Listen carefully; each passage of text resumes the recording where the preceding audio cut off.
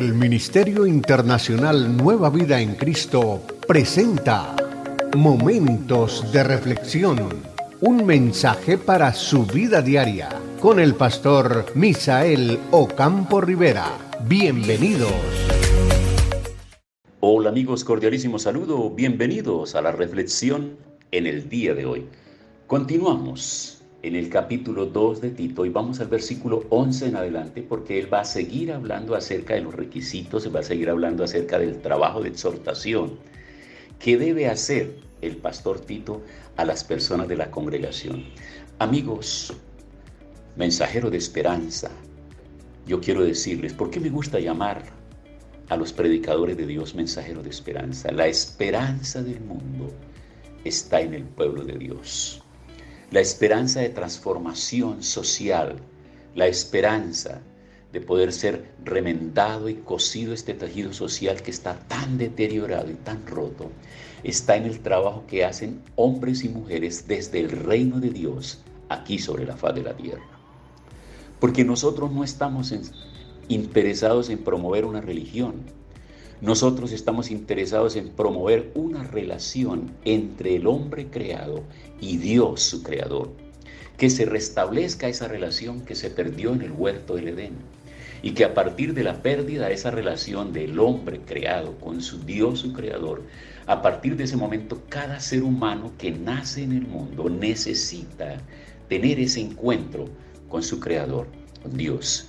Esa es la razón por la cual existe una diferencia tan grande entre los hijos de Dios y la creación de Dios o las criaturas creadas de Dios.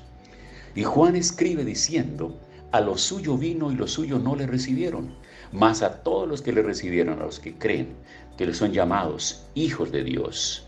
Es que es a través de creer en la obra redentora de Cristo que nos hacemos hijos de Dios. Antes de eso, somos criaturas de Dios, creación de Dios. Por esa orden que Dios entregó en el huerto de Edén al hombre, ese proyecto de procreación, Dios no lo levantó y no lo quitó y no lo revocó. Absolutamente no. Por el contrario, ese ha sido el trabajo de todas las especies, de todo el tiempo. Ese ha sido el trabajo de toda la raza humana a lo largo de los siglos en la historia de la humanidad.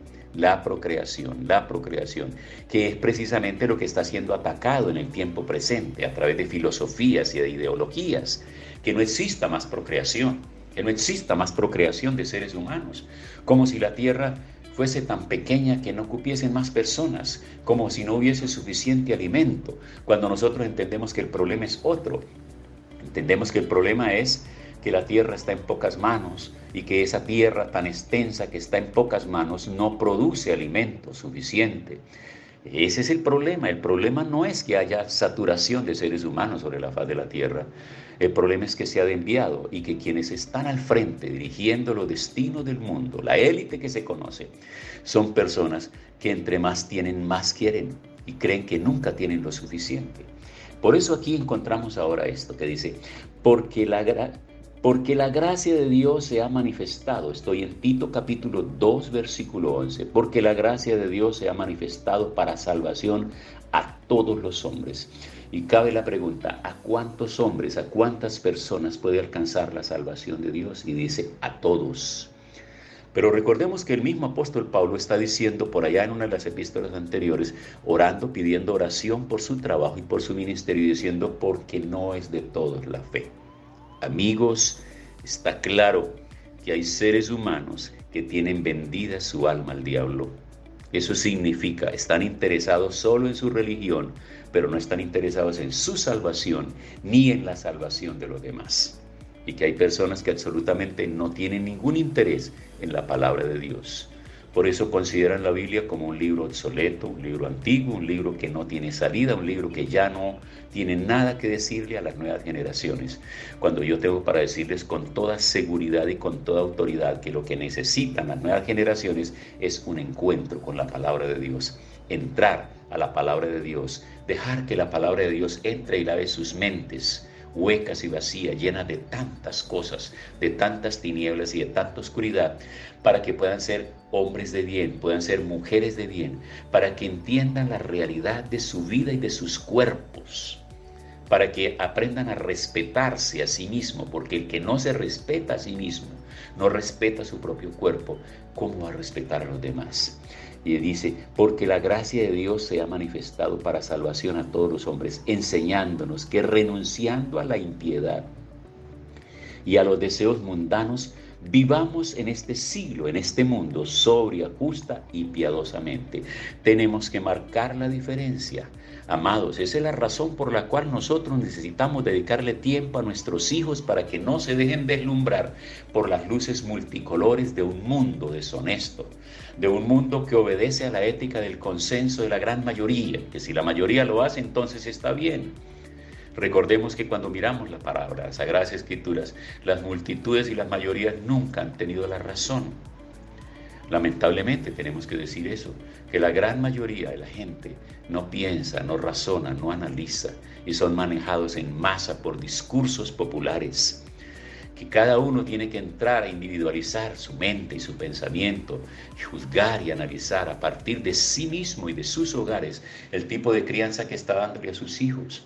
Por eso es importante enseñar a nuestros hijos a renunciar a toda impiedad y a los deseos mundanos, para que podamos vivir de una manera completamente diferente. Ya lo decía en la reflexión anterior, que nosotros somos la esperanza.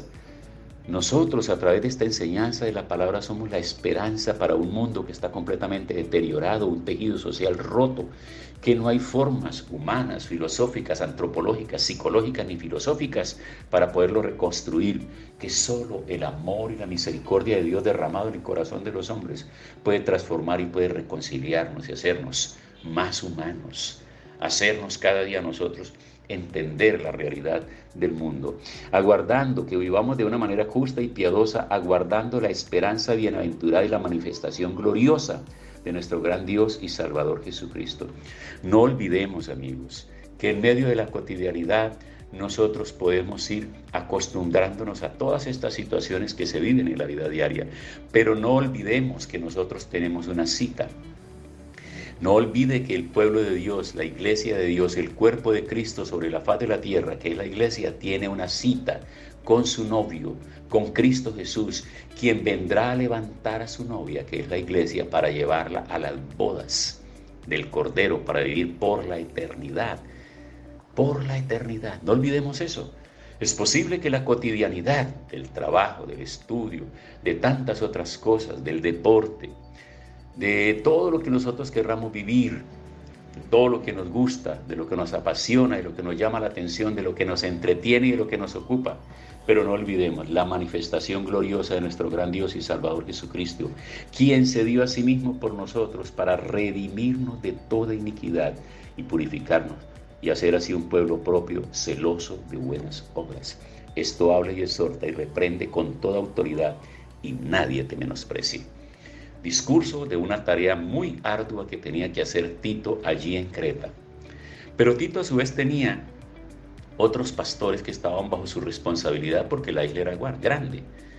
Recordemos que estábamos hablando de un área de más de 200 kilómetros de extensión, que tenía entonces un perímetro grande y habían más obras, más iglesias en ese lugar, exactamente 256 kilómetros de largo por 56 kilómetros de ancho. Entonces, obviamente una sola congregación no tendría la capacidad de cubrir todo ese territorio geográfico y toda la población humana que había en ese lugar. Debieron abrirse más obras, seguramente más casas se abrían para que se enseñara la palabra y él tenía que multiplicar este conocimiento. Y el trabajo no era nada fácil, reunirlos, hablarles, porque volvamos a lo que estaba diciendo. No es que los va a reunir y que esta noche vienen y que vamos a tener una clase de academia bíblica o de instituto bíblico, no. Entonces hay que ir por los diferentes lugares, distribuirse, trabajar, leerle a la gente, porque no olvidemos la condición de la gente del primer siglo. El analfabetismo era muy grande, no tenían capacidad para leer. Había que ir y leerles y repasarles y hacerles muchas cosas. Así que este trabajo no era para nada un trabajo fácil. Algo que podríamos tratar de medio entender nosotros es para aquellos mensajeros de esperanza, aquellos obreros, aquellos ministros que trabajan por allá en veredas grandes, donde hacen reuniones en la semana y para venir a un servicio de la noche, las personas tienen que movilizarse 2 y hasta 3 horas para llegar al punto equidistante donde pueden venir. Y esa es la razón por la cual esas reuniones a veces se prolongan hasta la 1 de la mañana, porque la gente no quiere caminar 2 horas para venir a un servicio que dure 40 minutos o 1 hora. Ellos quieren tener más tiempo. Y les hablo con conocimiento de causa porque aquí en Colombia he tenido esa experiencia por allá en lugares de campo, en cordilleras, donde la gente, mujeres embarazadas, llegaron a esos campamentos, a esas reuniones, a esos tiempos especiales, y con esa fuerza, con esa capacidad esperaron, y luego, terminado el servicio, quedaron mucho otro tiempo socializando para luego regresar y llegar a sus casas casi al amanecer.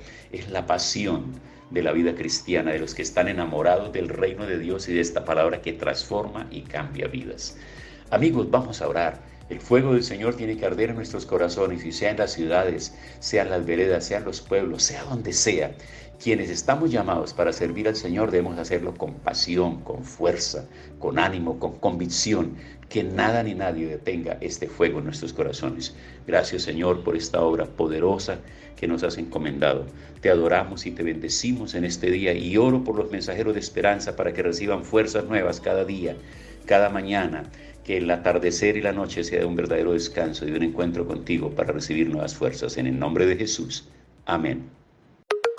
Hemos disfrutado de un gran momento de reflexión con el pastor Misael Ocampo Rivera. Un mensaje lleno de amor, esperanza y felicidad para tu vida. Los invitamos a compartir este mensaje con sus amistades y en sus redes sociales. Búsquenos en YouTube y Facebook como Ministerio Internacional Nueva Vida en Cristo y en Instagram como @MinInternacional Nueva Vida. Momentos de reflexión.